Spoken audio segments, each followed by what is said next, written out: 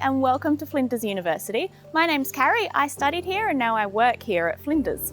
Studying science here can be as broad or as specialised as you want, and chances are you're going to spend some time in the labs. The Biology Discovery Centre has some amazing equipment and facilities to help you build your skills for your future career.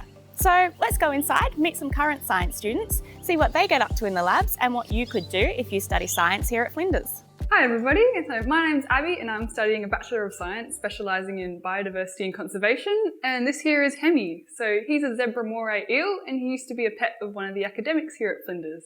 Now he lives in the Biology Discovery Centre and he is quite an iconic attraction among students here. So zebra moray eels are found throughout the Indo-Pacific region, so they're carnivorous, but lucky for the fish that Hemi's living with here, they're not his choice of diet. So Hemi has two powerful sets of jaws that are perfect for crushing crustaceans. So we feed Hemi a diet of prawns twice a week. He locates his food with his excellent sense of smell.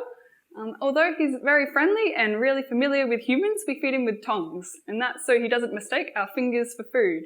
So it's quite easy to do when you have such poor eyesight, and it can be a really painful mistake. Animal behaviour and aquaculture students here at Flinders work with Hemi in their studies. So he's just one of the animals that students can work with here, along with birds, lizards, fish, invertebrates and so many more.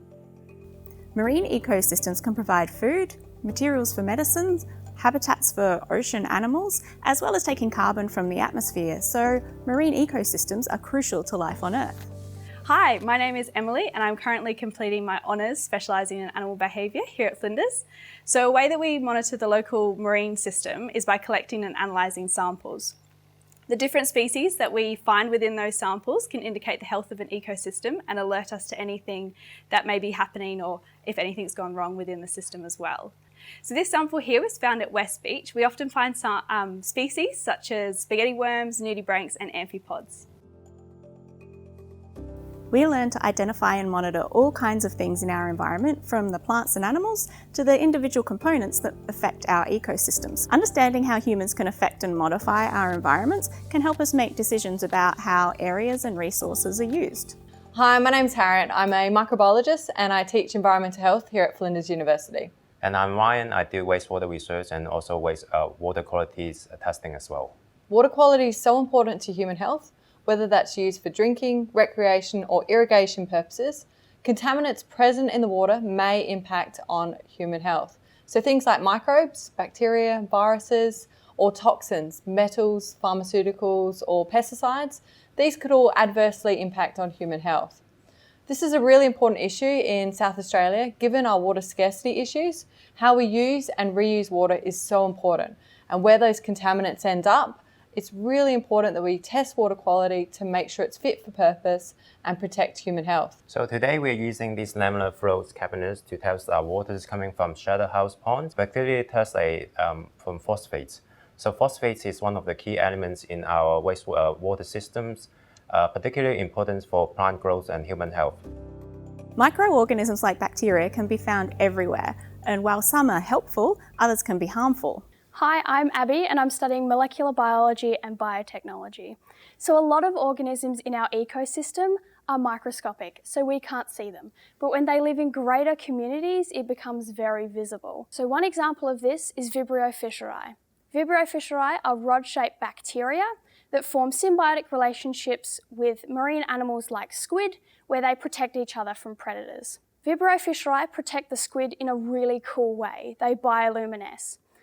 So what happens is the Vibrio fischeri sit in the light organ of the squid and they glow, so that when predators look at them from underneath, what they can see is what looks like moonlight hitting the water. So the predators can't see the squid.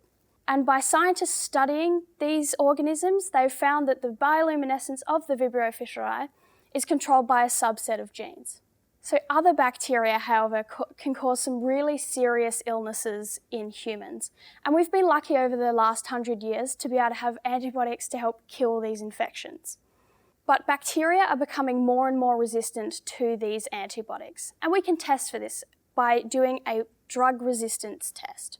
So what happens is you seed a plate with bacteria and use an antibiotic disc in the middle and you see if the bacteria grows around it. If there is a zone of inhibition, so a clearing around the disc, then the bacteria are not resistant to the antibiotics and the antibiotics have successfully killed the bacteria. If there isn't a zone of inhibition, so the bacteria has grown right up against the disc, then the bacteria is resistant and the antibiotics have not killed the bacteria. When looking at the zone of inhibition, you can also look at the drug's potency. So if there is a larger ring around, a larger zone of inhibition, it means that the drug is more potent to kill that bacteria. If there is a smaller ring, that means the drug is less potent to kill that bacteria. It is really important that we study this field so that we can deal with health crises in the future. We can also get insights into human health by studying DNA, which here at Flinders can also be studied for forensics. Hi team, my name is Paula and I'm a recent Forensic and Analytical Science Honours graduate, and today we're running a gel electrophoresis. In your classes, you may have learned a little bit about gel electrophoresis and how it's a technique which separates DNA according to the molecular size and charge. So gel electrophoresis is an analytical tool that scientists would often use to separate DNA based off of a sample they receive from a crime scene or a historical artifact to determine whether there is any relationship between the two. I learned how to do this within the first month of my degree, and there was even a time where I would run a gel every week. I'd be running gels to determine the relatedness between species for a biology report and for DNA analysis for mock forensic cases. If you're interested in forensic science but prefer chemistry to biology, you can enrol in the chemistry stream of forensic science here at Flinders. If you're super keen, you can even join a student club like CAPS. Hi, I'm Elliot, and I've recently finished studying my honours degree in forensic and analytical science. You might have heard of redox reactions. They basically just involve the flow of electrons, and they're really vital in some bodily processes such as photosynthesis, respiration, and even combustion.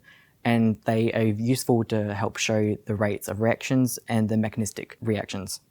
Today, we will be showing this with a colourful reaction known as the chemical traffic light. So basically, this just involves an indicator that we use, and using a bit of glucose and water and some heat, we can show the oxidation levels and how they change with colour. So the chemical traffic light is just a simple way of showing how, with just some heat and a simple indicator, how reactant changes its chemical structure, and that can be indicated us through simple colour change. This is just a simple way of showing what a redox reaction is, but in your body this has many vital processes that help you to breathe, help you photosynthesize, and it's especially vital in plants as well, which are able to convert sunlight and carbon dioxide into oxygen that we need to breathe. So the chemical traffic light is a reaction where we use glucose and an indicator. So we initially have glucose in a bit of water, and the indigo carmine indicator will turn the solution green. And so when we stop the reaction will consume all of the oxygen, and so through that oxidation and using the oxygen we can see a colour change to red, and upon further oxidation we see the reaction change to yellow. However, when we give the beaker a big shake, that knocks all the oxygen out of it and we can see it change back to red, and when we keep on shaking it changes back to green.